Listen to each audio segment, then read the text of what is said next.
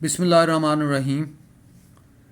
Students, आज की जो मैं वीडियो बनाने जा रहा हूँ, स्टूडेंट्स अक्सर पूछते हैं कि हमें फ़िज़िक्स जो है एफएससी क्लास की फ़िज़िक्स हमें कैसे पढ़नी चाहिए, इसको स्टडी कैसे करना चाहिए कि how you get maximum marks in physics, how to study physics.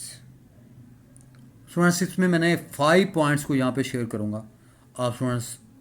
आप लोगों ने इसको एंड तक देखना है ताकि आपको ये 5 पॉइंट्स पे अगर आप अमल करें तो 100% श्योर है कि आप फिज़िक्स में अच्छे मार्क्स जो हैं वो ले सकते हैं। अब नंबर 1 पे जिस पॉइंट को मैं डिस्कस करने जा रहा हूँ ये है जी रेगुलर स्टडी। रेगुलर स्टडी से मराद ये है कि आप लोगों ने रेगुलर बेसिस पे फिज़िक्स पढ़नी है। ये नहीं कि आप एक दिन 7 घंटे पढ़ रहे हैं और अगले दिन आप 2-3 दिन फिज़िक्स पढ़ते ही नहीं हैं, तो डिसकंटिन्यूटी नहीं होनी चाहिए। यानी रेगुलर बेसिस पे पढ़ें। आप इसको 2 आवर्स डेली कर लें। अगर आप 2 आवर्स डेली पढ़ते हैं तो स्टूडेंट्स ये रेगुलर स्टडी में कंसिडर होती है और आपको फिज़िक्स भूलेगी नहीं, आपको ये याद रहेगी।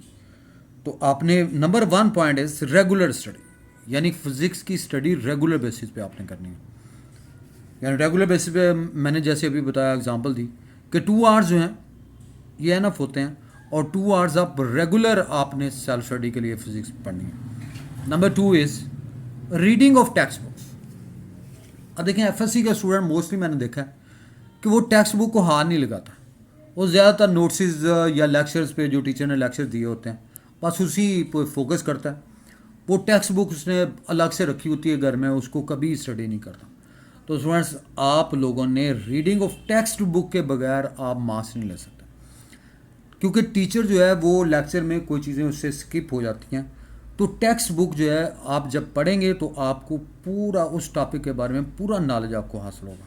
तो इसलिए टेक्स्ट बुक की स्टडी जो है वो रेगुलर बेसिस पे आपने करनी है।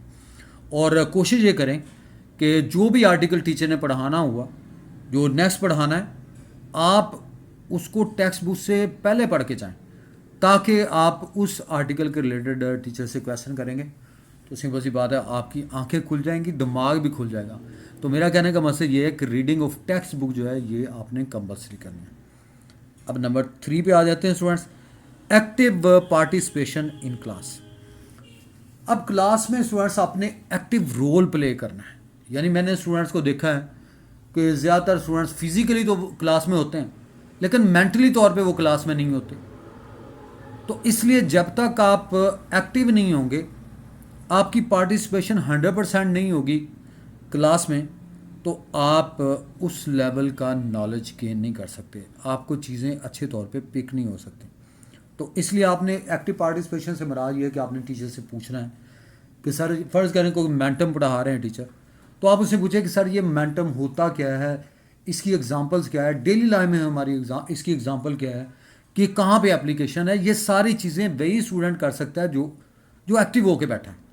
अगर आप एक्टिव नहीं है क्लास में तो सिंपल सी बात है, चाहे लेक्चर टीचर का जितना मर्जी अच्छा हो, आप अच्छी तौर पे पिक नहीं कर सकते और आपको वो चीज़ें जो हैं आपको नहीं हासिल हो सकती। So that's very important thing, that is number 3। And number 4 is study based on concept. यानी आपकी जो स्टडी है वो कंसेप्ट पे बेस हो। यानी ये नहीं कि आप जस्ट क्रैमिंग कर रहे हैं, रट्टा लगा रहे हैं और डेफिनेशन रट्टा लगा के उसके बाद कोई कंसेप्ट नहीं, रट्टा आप लगा रहे हैं, तो स्टूडेंट्स आपको वो चीज़ें फ़ौरन ही भूल जाएगी। तो जब आप कंसेप्ट बेस्ड स्टडी करेंगे तो कंसेप्ट अगर आपके क्लियर हैं, आपकी स्टडी कंसेप्ट बेस्ड है, तो आप अपनी वर्डिंग में भी उसको एक्सप्लेन कर सकते हैं, तो आपके मार्क्स पूरे आ सकते हैं। तो इसलिए आपने क्रैमिंग से बचना है, रट्टे से बचना है। आपने कंसेप्ट लेने हैं टीचर से, कंसेप्ट को समझना है, और जब आप कंसेप्ट आप समझ आते हैं तो स्टूडेंट्स उसको एक्सप्लेन आप अपनी वर्डिंग में भी कर सकते हैं। तो ये इंपॉर्टेंट पॉइंट आपने याद रखना है student, that is number 4, study based on concept. And number 5 is learn and right. अब देखिए इसका मीनिंग ये है कि जो भी आर्टिकल स्टूडेंट्स आप लर्न करते हैं, आप याद करते हैं, टीचर ने एक आर्टिकल फ़र्ज़ करें मोमेंटम आपको पढ़ाया, आप उसको घर में जाके लर्न करते हैं। जब लर्न आप कर लें तो उसको आप राइट भी करें, उसको आप लिख के देखें। यानी जब आप लिखेंगे स्टूडेंट्स तो आपको 2 फ़ायदे इसमें आएंगे। आपको एक तो ये है कि वो आर्टिकल आपको भूलेगा नहीं, और सेकेंडली आपकी स्पीड भी बनेगी, यानी राइटिंग स्पीड जो है वो आपकी बनेगी। क्योंकि एफएससी के स्टूडेंट्स को मार यहीं पे पड़ती है कि उसको चीज़ें आती होती हैं लेकिन वो टाइमली उसको लिख नहीं पाता, यानी विद इन टाइम लिमिट जो है वो उसको लिख नहीं पाता, तो इसलिए प्रॉब्लम उसको आ सकता है। तो जब आप लर्न एंड राइट इस असूल पे आप रखेंगे तो आप ये करें, आपको ये कंफर्म होगा कि आप इजीली जो आर्टिकल याद करें साथ लिखें भी, तो इससे आपको भूलेगा नहीं भी वो आर्टिकल, और सेकेंडली आपकी स्पीड जो है वो भी बनती जाएगी।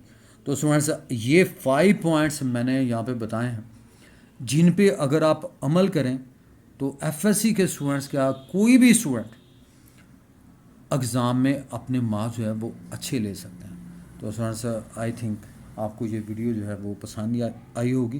तो आप लोगों से रिक्वेस्ट है कि मेरे चैनल को आप सब्सक्राइब करें, इसको शेयर करें और लाइक करें। Thank you all.